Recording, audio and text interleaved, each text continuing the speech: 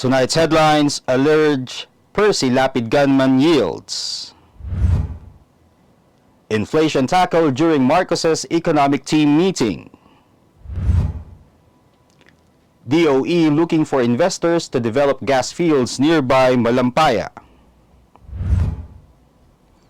Department of Health approves Sinovac for 6 to 17-year-olds.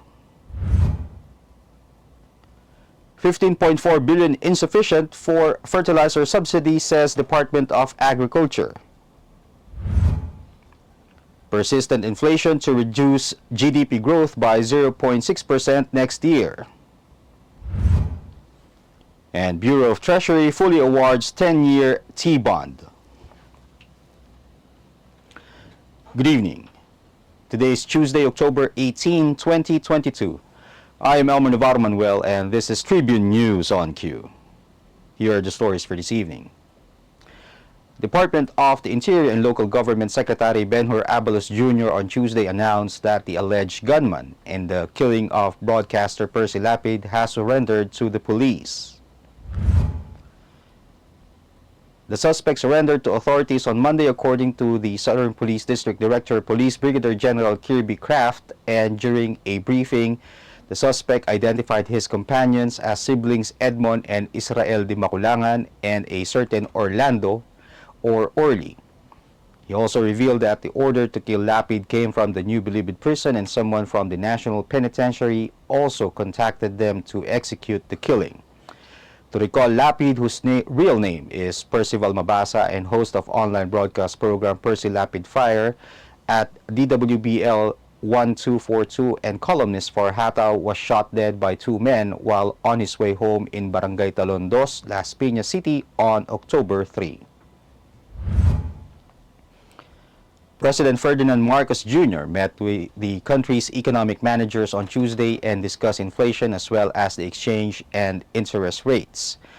Marcos said the policy direction for the rest of the year and the first quarter of next year were discussed, with inflation as the top priority, saying that they will continue to use interest rates to mitigate the effects of inflation.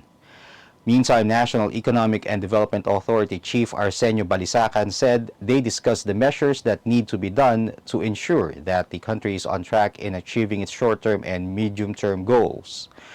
Balisacan also said through the medium-term fiscal program and Philippine Development Plan framed by the 8-point socio-economic agenda, the government has developed critical policy and legislative priorities to address the economy's short-term and medium-term issues in the next 6 years. The Department of Energy is looking for investors to develop gas fields near the Malampaya gas-to-power facility, as service contracts are set to end in the next 2 years. According to Energy Secretary Rafael Lotilla, there is a need for more investors to develop nearby fields to address the decline in the supply in the existing field. The Malampaya gas-to-power facility fuels 3 gas-fired power plants with a total generating capacity of 2,700 megawatts to provide 30% of the power generation requirements of Luzon. The Service Contract 38 is located offshore northwest Palawan, with the government recording a total revenue share of $11.9 billion as of December 2020. Tribune News on Q will be back after these reminders. Mga impormasyong direktang makukuha mula sa sources at diretsahang usapan. Yan ang ating daming sa inyo sa programang Straight Talk. Samahan nyo kami sa makabuluhang talakayan live tuwing Martes alas 10 ng umaga sa official Facebook page ng Daily Tribune at Tribune Now on YouTube. Be updated sa news and happenings katribu. Hatid ng Daily Tribune sa inyo ang mga balitang napapanahon sa loob at labas ng bansa. Kami na ang bahala sa paghahatid sa inyo ng mga latest and reliable news. We got you covered sa programang Tribune News on Q. Mapapanood mula umaga hanggang gabi, Lunes hanggang Biyernes sa Daily Tribune Facebook page at Tribune Now on YouTube.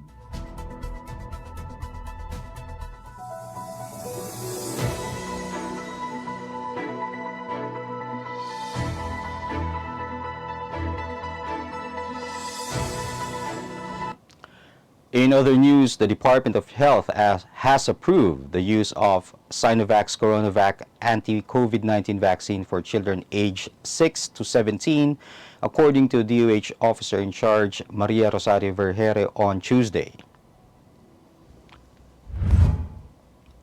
Vergere said that the Sinovac vaccine may now be used for the administration of the primary vaccine series for the said age group on the recommendation by the Health Technology Assessment Council. She added that it is said to be an alternative for the mRNA vaccines currently available in the country. The Philippine Food and Drug Administration in May approved the emergency use authorization of Moderna's COVID-19 vaccine for children aged 6 to 11 years old. The EUA for the Pfizer COVID-19 vaccine for ages 5 to 11 years old, on the other hand, was approved by the Philippine FDA in December 2021.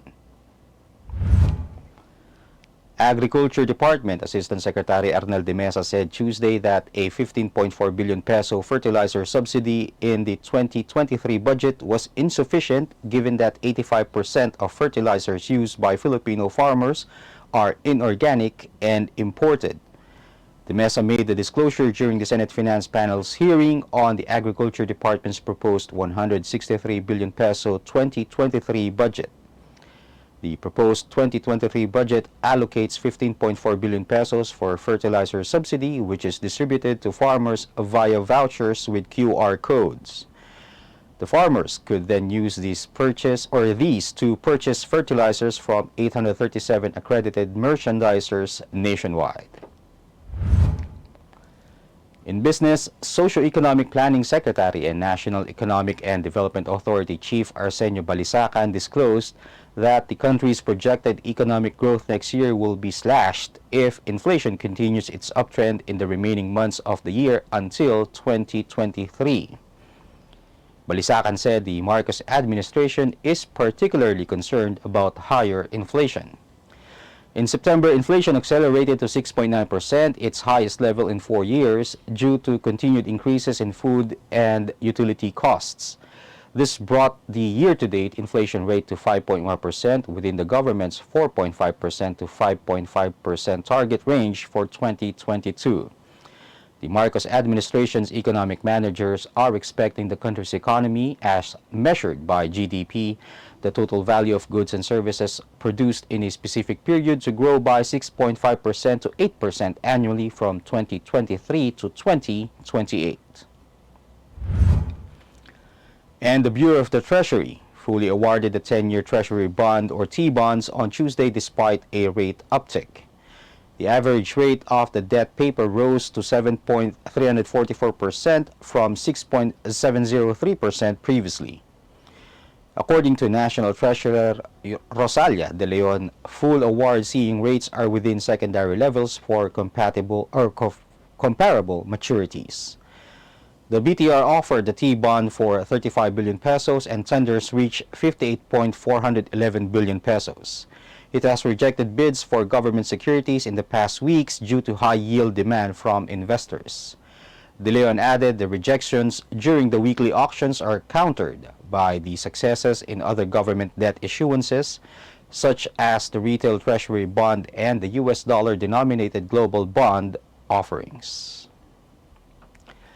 That wraps up the stories tonight, and catch us again tomorrow at 9:30 p.m. only here at Daily Tribune's Facebook page.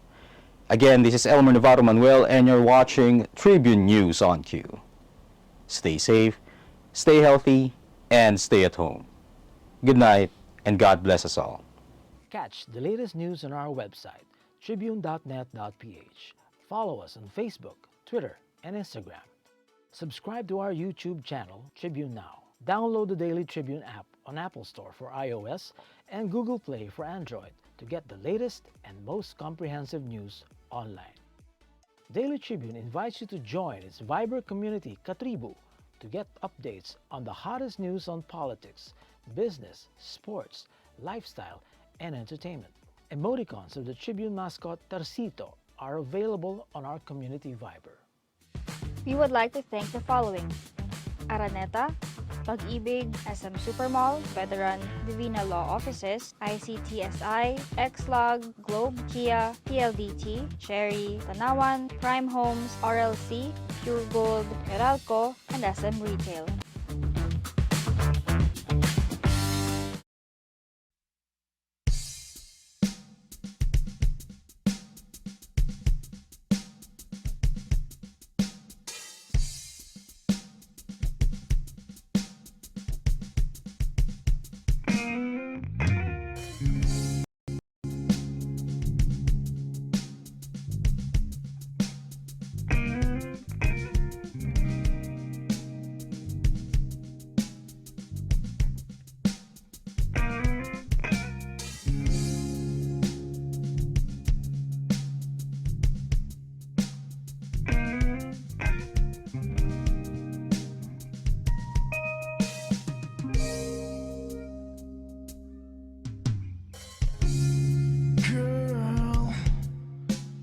Treating you like wanting you deserve.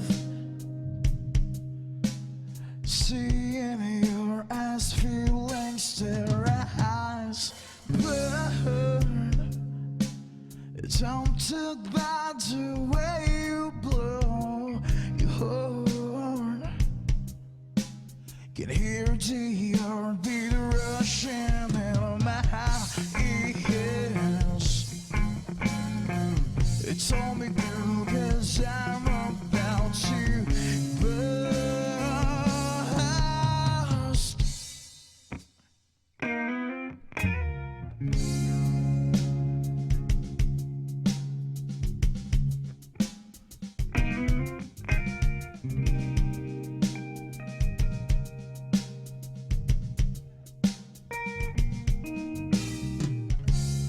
Girl, your smile is something mesmerizing. Yeah, just tell me one time, tell me sometime. True, my hands are shaking, face that's sweating blue. My heart is fainting and head is feeling 'cause you told me girl, 'cause I'm